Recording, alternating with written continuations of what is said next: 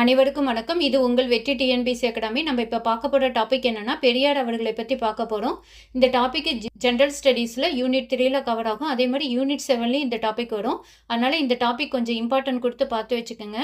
லாஸ்ட்டாக ஜென்ரல் ஸ்டடீஸில் பகத்சிங் அவர்களை பற்றி ஒரு வீடியோ போட்டிருந்தது. பார்க்காதீங்க, அந்த வீடியோவை பார்த்துருங்க. அதே மாதிரி டைம் ஷெட்யூல் போட்டு படிங்க. டைம் ஷெட்யூல் போட்டு படிச்சிங்க அப்படின்னா உங்களுக்கு டைம் சேவ் ஆகும். ஏன்னா டைம் போகிறதே தெரியாது. அதனால் கொஞ்சம் டைம் சேவ் பண்ணி படிங்க. படித்ததை திரும்ப திரும்ப ரிவிஷன் பண்ணிகிட்டே இருங்க. மொபைல் அதிகமாக யூஸ் பண்ண வேண்டாம். குறிப்பிட்ட டைமுக்குள்ள மட்டும் மொபைல் யூஸ் பண்ணுங்கள். அந்த டைமில் நீங்கள் வீடியோ பாருங்கள். ரிவிஷன் பண்ணுறதுக்கு யூஸ்ஃபுல்லாக இருக்கும். நம்ம சேனலை சப்ஸ்கிரைப் பண்ணாதீங்க, மறக்காமல் சப்ஸ்கிரைப் பண்ணிடுங்க. தொடர்ந்து ஃபாலோ பண்ணுங்கள். வாங்க லெசன் பார்க்கலாம். பெரியார் டாபிக் 6th-லேருந்து 12th வரைக்கும் பழைய புக்கு, புது புக்கு, சிறப்பு தமிழ்லேருந்து ஃபுல்லாகவே நோட்ஸ் எடுத்து கொடுத்துருக்கு. இது கொஞ்சம் இம்பார்ட்டன்ட் கொடுத்து பார்த்துக்குங்க. ஏன்னா டிஎன்பிசியில் மினிமம் 2 கொஸ்டின் கண்டிப்பாக பெரியாரை பற்றி இருக்கும். அதே மாதிரி 2021 குரூப் 1 10 கொஸ்டின் பெரியாரை பற்றி கேட்டிருக்காங்க. அதனால் கொஞ்சம் இம்பார்ட்டன்ட் கொடுத்து இந்த வீடியோவை பார்த்து வச்சுக்கோங்க. பெரியார் இவருடைய இயற்பெயர் என்னன்னா ஈவேரா, அதாவது ஈரோடு வேங்கடப்பர் ராமசாமி.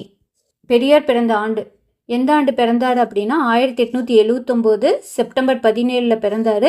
இந்த செப்டம்பர் 17ங்கிறது ரொம்ப இம்பார்ட்டன்ட். இந்த டேட்டை நல்லா பார்த்து வச்சுக்கோங்க. ஏன்னா தமிழ்நாட்டில் சமூக நீதி நாளாக கடைபிடிக்கப்படுகிறது. பெரியாரோட பெற்றோர் யாருன்னா வெங்கடப்பர் சின்னத்தாயம்மாள். பெரியார் பிறந்த ஊர் ஈரோடு. பெரியாரோட தாய்மொழி என்னன்னா கன்னடம். மேலும் தமிழ், தெலுங்கு அவருக்கு தெரியும். பெரியார் இறந்த ஆண்டு, எப்போ இறந்தார் அப்படின்னா 1973 டிசம்பர் 24 இறந்தார்.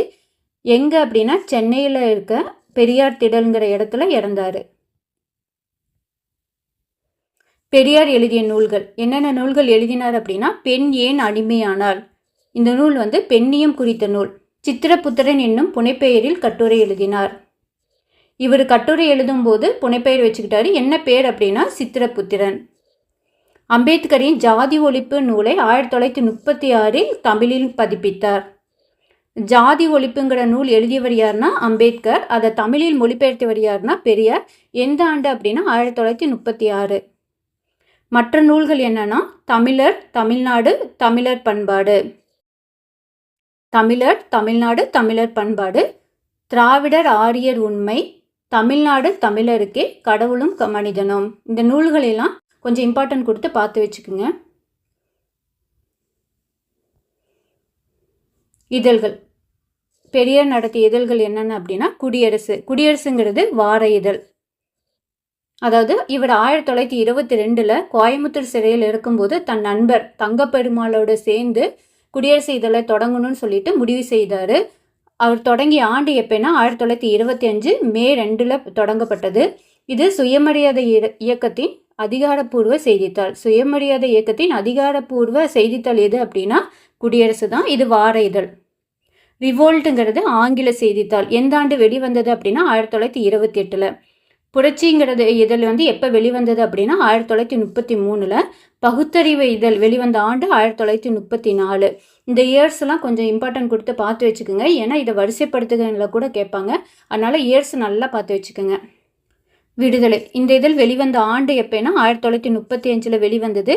தென்னிந்திய நல உரிமை சங்கத்தால் தொடங்கப்பட்ட இதழ் தான் விடுதலை. தொடங்கும்போது வார இருமுறையாக வெளிவந்தது. பெரியாரோட பொறுப்புக்கு வந்ததுக்கு அப்புறம் தினசரி நாளிதழாக மாற்றப்பட்டது. குடியரசுங்கிற இதழில் தான் ஹிந்தி எதிர்ப்பு தொடர்பாக எழுதிய இதழ் எது அப்படின்னா குடியரசுங்கிற இதழில் தான் எழுதியிருப்பார். அதே மாதிரி குடியரசு, விடுதலை 2 இதழ்லையும் பெண் விடுதலை, இந்திய சமூக அமைப்பு, அதில் பிற்படுத்தப்பட்டோரின் நிலை, சுயமரியாதையோடு கூடிய அரசியல் சுதந்திரம், சமயம் சார்ந்த கருத்தாடல்கள், பொருளியல் கொள்கை போன்றவற்றை 2 இதழ்லேருந்து தான் எழுதியிருப்பார். எது அப்படின்னா குடியரசு, விடுதலை. அடுத்த இதழ் என்னன்னா உண்மை. இந்த இதழ் வெளிவந்த ஆண்டு எப்போனா 1970. மற்ற இதழ்கள் அப்படின்னா நகர தூதன், புதுவை முரசு. பெரியாரின் சிறப்பு பெயர்கள், என்னென்ன சிறப்பு பெயர்கள் அப்படின்னா பகுத்தறிவு பகலவன், சுயமரியாதை சுடர், பெண்ணின போர் முரசு, ஈரோடு சிங்கம், தமிழ்நாட்டின் ரூசோ, சமுதாய சிற்பி, வெண்தாடி வேந்தர், தெற்கிலிருந்து வந்த தீர்க்கதரிசி, சிறைப்பறவை, மேக்சிமம் ஒரு சிறையிலே இருந்தனால இவருக்கு சிறைப்பறவைங்கிற சிறப்பு பெயர் இருக்குது. புத்துலக தொலைநோக்காளர், இதை வழங்கிய யுனெஸ்கோ வந்துட்டு வழங்கிய பட்டம் தான் புத்துலக தொலைநோக்காளர். வைக்கம் வீரர், இந்த பட்டத்தை வழங்கியவர் யாருன்னா திருவிக்கா. எதுக்காக அப்படின்னா வைக்கம்ங்கிற இடத்துல மன்னரையே எதிர்த்து போராடி வெற்றி பெற்றதுனால வைக்கம் வீரருங்கிற பட்டத்தை கொடுத்தவர் யாருன்னா திருவிக்கா. பெரியாருக்கு வைக்கம் வீரர் என்ற பட்டத்தை கொடுத்தவர் யாருன்னா திருவிக்கா. தெற்காசியாவின் சாக்ரட்டிஸ், அதை வழங்கியது யாருன்னா யுனெஸ்கோ. எந்த ஆண்டு அப்படின்னா 1970 ஜூன் 27 வழங்கப்பட்டது. பெரியாருங்கிற பட்டத்தை கொடுத்தவர் யாருன்னா தருமாம்பாள். இது எங்கேனா சென்னை மாநாடு, அதாவது சென்னையில் மாநாடு நடக்கும், மகளிருக்கான மாநாடு. எப்போனா 1938 நவம்பர் 13 நடைபெறும். யாரோட தலைமையில் நடைபெறும் அப்படின்னா நீலாம்பிகை அம்மையார் தலைமையில் நடைபெறும். மறைமலை அடிகளோட பெண் தான் வந்து நீலாம்பிகை அம்மையார். அவரோட தலைமையில் தான் வந்து இந்த சென்னை மாநாடு நடைபெறும். அதில் தான் பெரியாருங்கிற பட்டம் வந்து வழங்கப்பட்டது.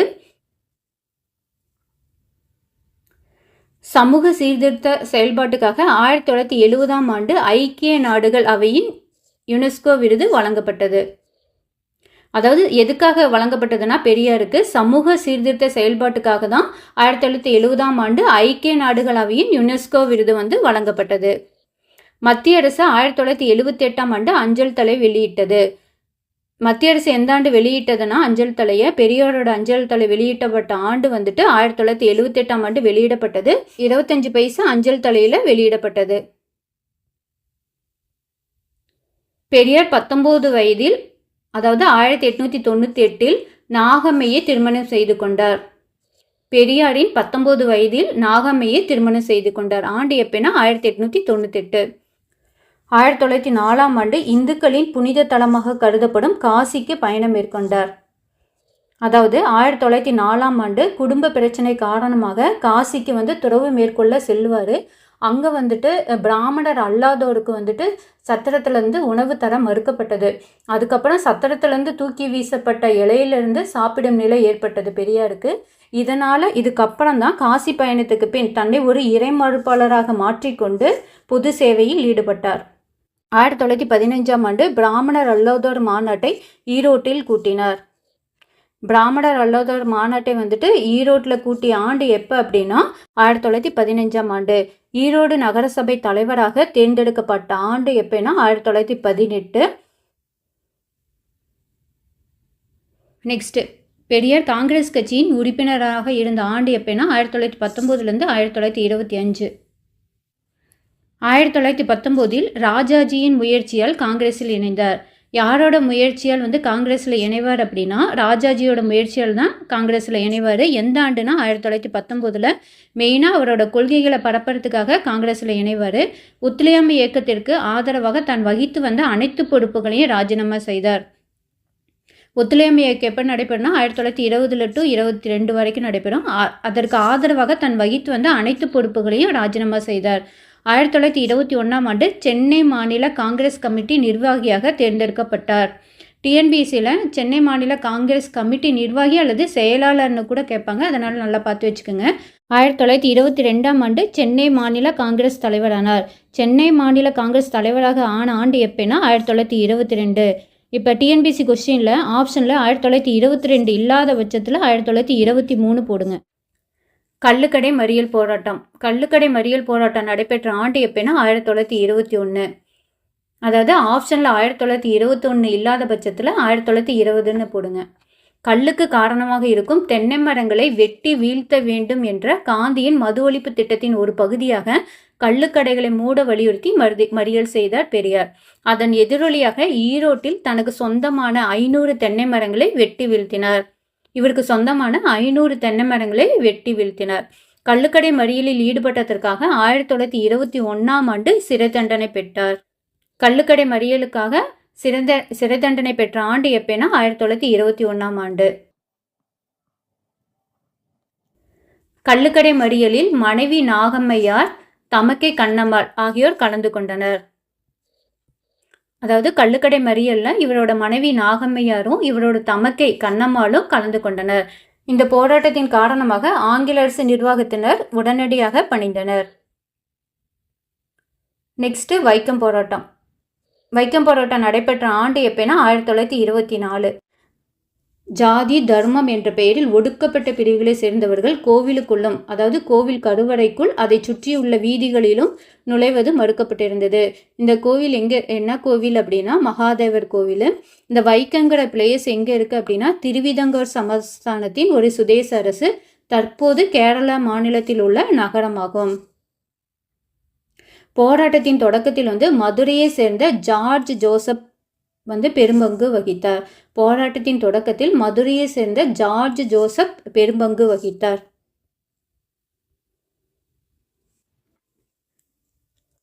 George Joseph, DK. மாதவன் மற்றும் கேசவ மேனன் ஆகியோரின் அழைப்பை ஏற்று பெரியார் வைக்கம் போராட்டத்தில் கலந்து கொண்டார்.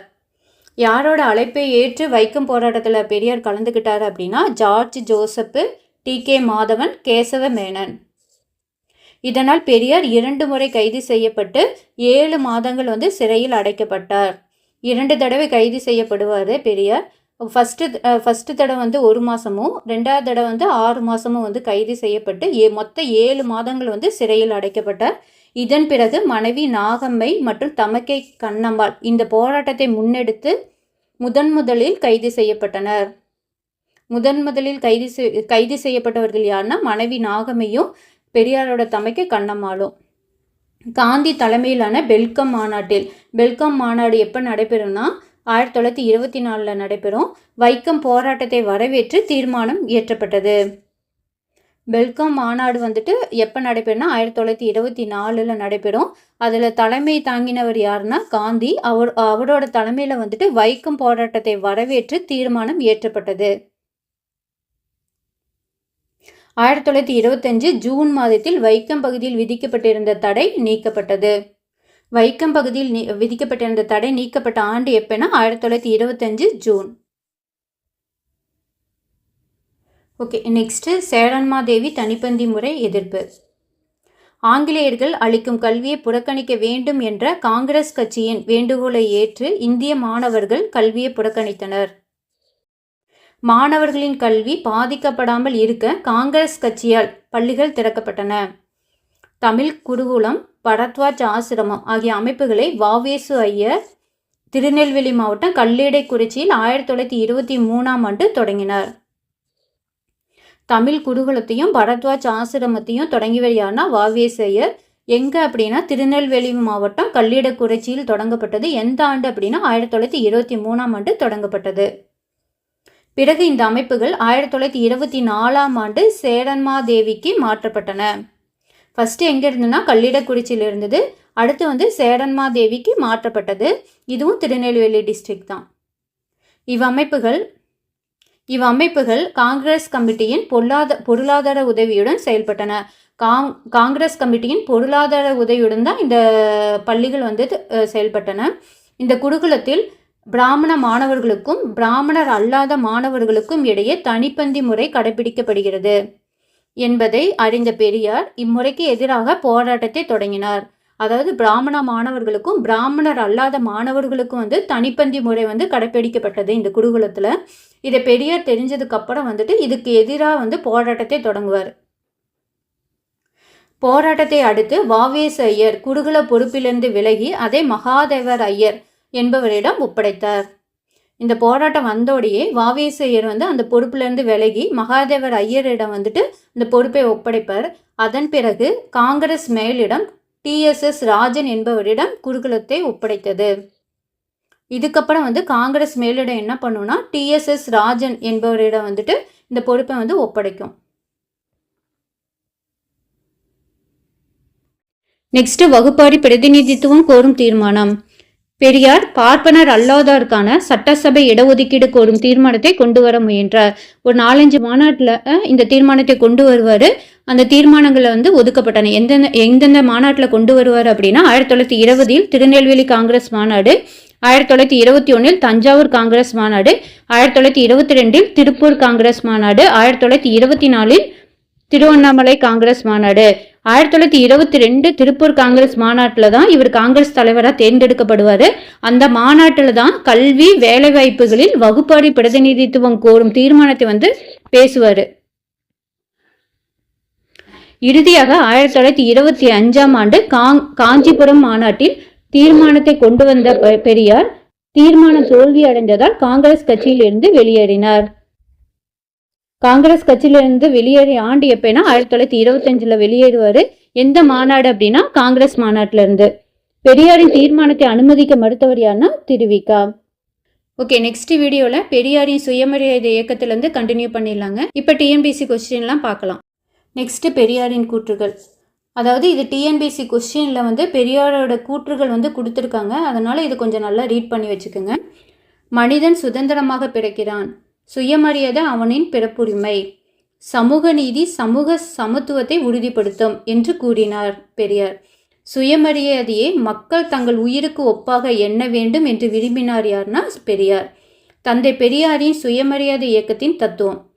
சுயமரியாதை இயக்கத்தோட தத்துவம் என்னன்னா, பெரியாரோட பகுத்தறிவின் அடிப்படையில் தனக்கு சரியென்று நம்புவதை செய்வது, அவ்வாறு செய்த பின் தவறுகள் இருப்பின் பகுத்தறிந்து திரித்து கொள்வது, மேலும் அவ்விளைவுகளை ஏற்றுக்கொள்ளும் மனப்பாங்கு.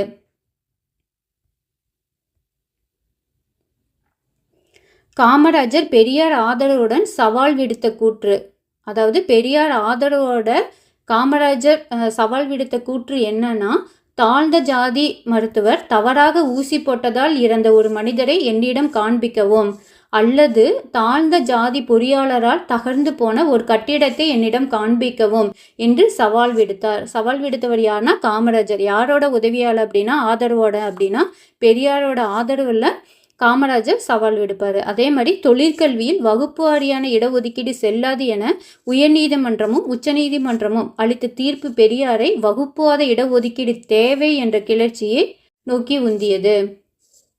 அதாவது உயர்நீதிமன்றமும் உச்சநீதிமன்றமும் என்ன தீர்ப்பு கொடுக்குது அப்படின்னா, தொழிற்கல்வியில் வகுப்பு வாரியான இடஒதுக்கீடு செல்லாது அப்படின்னு தீர்ப்பு வழங்குது. அதுக்கப்புறம் தான் பெரியார் வந்து வகுப்புவாத இடஒதுக்கீடு தேவை என்ற கிளர்ச்சியை நோக்கி உந்தியது. ஓகே, இதோட இந்த நோட்ஸ் முடிஞ்சிருச்சுங்க. மீதி நோட்ஸ் வந்துட்டு நெக்ஸ்ட் வீடியோவில் பார்க்கலாம். டைம் வேஸ்ட் பண்ணாமல் படிங்க, தொடர்ந்து படிங்க. தொடர்ந்து படிக்கிறத வந்து ரிவிஷன் பார்த்துக்கிட்டே இருங்க. தன்னம்பிக்கையோடையும் விடாமுயற்சியோடையும் தொடர்ந்து படிங்க. கண்டிப்பாக சக்ஸஸ் பண்ணிடலாம்.